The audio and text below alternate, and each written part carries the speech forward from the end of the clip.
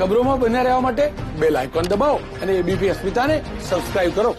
માં જગદંબાની આરાધનાનું મહાપર્વ નવરાત્રી આજથી શરૂ થયું છે, ત્યારે આ વર્ષે કોરોનાનું ગ્રહણ લાગતા અર્વાચીન તેમજ પ્રાચીન રાસ ગરબા જાહેરમાં નહીં યોજાય। સમગ્ર રાજ્યમાં નવરાત્રી પર્વની ઉજવણી લોકો ઘરમાં રહીને જ કરશે। રાજ્ય સરકારની માર્ગદર્શિકા અનુસાર દર્શનાર્થીઓ માટે મંદિર ખુલ્લા રહેશે, પરંતુ કચ્છમાં આવેલ માતાજીનો મઢ આશાપુરા ધામ દર્શનાર્થીઓ માટે બંધ રાખવાનો નિર્ણય જાહેર કરાયો છે, જ્યારે શક્તિપીઠ અંબાજી મંદિર પણ દર્શનાર્થીઓ માટે સરકારી ગાઈડલાઇન્સ અનુસાર ખુલ્લું રહેશે।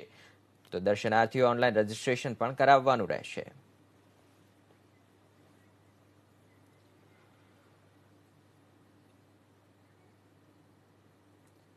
અમદાવાદના અલગ અલગ મંદિરોમાં પણ માઈ ભક્તો માટે ખાસ દર્શનની વ્યવસ્થા કરાઈ છે, ત્યારે અમદાવાદના નગરદેવી ભદ્રકાળી મંદિર પર કેવો માહોલ છે જાણીએ અમારા સંવાદદાતા રાજલ બારોટ આપણી સાથે જોડાશે।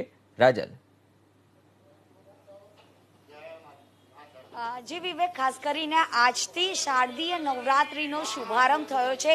જો કે દર વર્ષ કરતાં આ વખતે નવરાત્રીમાં જેટલા પણ માઈ ભક્તો આવે છે તેમને દર્શન કરવાની પણ હવે આ વખતે પદ્ધતિ બદલાઈ છે। ખાસ કરીને અત્યારે આપને કરાવી રહી છું નગરદેવીમાં ભદ્રકાળીના દર્શન। જો કે રાજેશ્વરી સ્વરૂપે અહીંયા આગળ માતાજી બિરાજમાન છે અને આજે શારદીય નવરાત્રીનો પહેલું નોરતું છે અને પહેલા નોરતે માં શૈલપુત્રીની પૂજા અર્ચના કરવામાં આવે છે। ત્યારે અહીંયા આગળ જ્યારે પણ નવરાત્રી હોય છે ત્યારે પગ મૂકવાની જગ્યા નથી હોતી, પરંતુ અત્યારે કોરોનાની મહામારીને ધ્યાનમાં રાખીને તમામ લોકો અત્યારે સોશિયલ ડિસ્ટન્સનું પાલન કરી રહ્યા છે। તમામ લોકોને માસ્ક ફરજિયાત રાખવામાં આવ્યું છે, કારણ કે હવે કોરોનાથી જો બચવું હશે તો આ જ રીતે નિયમોનું પાલન કરવું પડશે। પરંતુ ન માત્ર આ એક મંદિર, પરંતુ અમદાવાદના જેમ કે આપે વાત કરી કે અંબાજીમાં પણ બધા નિયમોને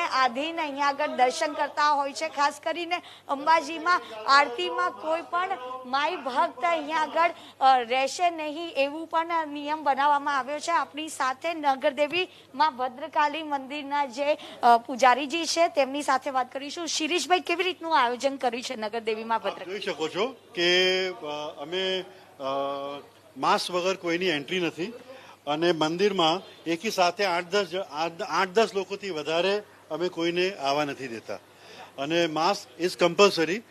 સોશિયલ ડિસ્ટન્સિંગ મંદિરની અંદર પણ અમે મેન્ટેન કરવાની પૂરી કોશિશ કરીએ છીએ અને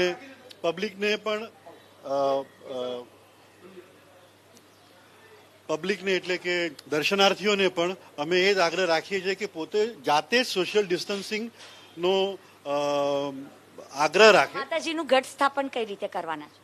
ઘટ સ્થાપન સહી રીતે એટલે એ જે આપણે માટી અને છાણનું એક શું કહેવાય ઝવેર, એટલે એ ઊંચું એક નાનું શું પેલું બનાવવામાં આવે છે, એની ઉપર માતાજીનો જે ઘટ હોય છે એની સ્થાપના થાય છે। માતાજીના ઘટની સ્થાપન કરવામાં આવશે। વિવેક, ખાસ કરીને તમામ લોકો અત્યારે આપ જોઈ શકો છો નગરદેવીમાં ભદ્રકાળીના દરબારે આવ્યા છે અને અહીંયા આગળ દર્શનનો જે લાહવો છે તે લઈ રહ્યા છે। જી આભાર રાજલ, અમારી સાથે જોડાવા બદલ। તો અલગ અલગ માં આદ્યશક્તિના મંદિરોમાં હાલ આ જ પ્રકારે ઉજવણીનો ઉત્સાહ દેખાઈ રહ્યો છે, સાથે જ તમામ નિયમોનું પાલન પણ થઈ રહ્યું છે।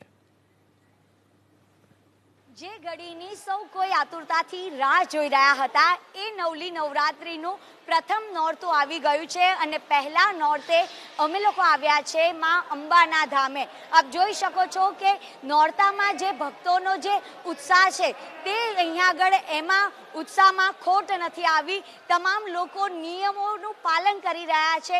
જેટલા પણ માઈ ભક્તો અહીંયા આગળ આવી રહ્યા છે તમામ લોકો ફરજિયાતપણે માસ્ક રાખી રહ્યા છે, કારણ કે આસ્થાનું જે પ્રતીક છે તે છે અને માં અંબાનો આ દરબારમાં એવું કહેવાય છે કે માનું હૃદય અહીંયા જ ધડકે છે અને એટલા જ માટે નવરાત્રીના અવસરે લોકો દૂર દૂરથી આવે છે, કારણ કે 51 શક્તિપીઠમાં જેનું અનન્ય મહત્વ રહેલું છે તે છે આ માં અંબાનું ધામ। ત્યારે આજે કેવી રીતે માતાજીનું ઘટ સ્થાપન કરવામાં આવશે, માતાજીનો કેવો શ્રૃંગાર કરવામાં આવશે તેના વિશે વાત કરશે અહીંના જે મહારાજ છે ભટ્ટજી મહારાજ, તેમની સાથે વાત કરીશું।